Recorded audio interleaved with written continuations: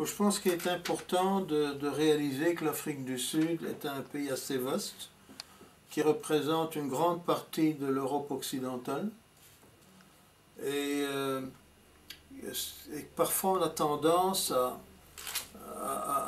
comparer un point de l'Afrique du Sud à un autre, alors qu'il y a de vastes différences. Les différences étant d'origine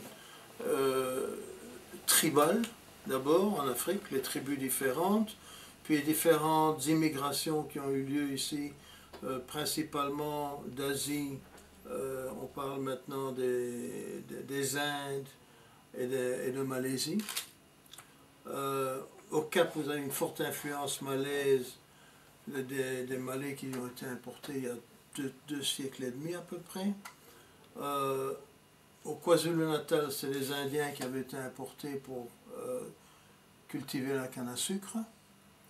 Et ensuite, on a donc, en dehors des tribus locales, des Asiatiques qui ont été importés.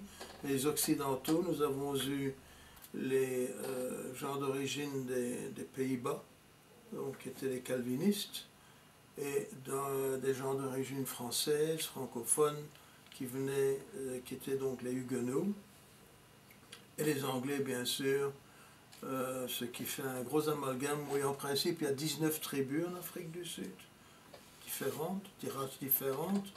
Donc il est difficile de simplement voir l'Afrique du Sud comme un pays tout à fait homogène.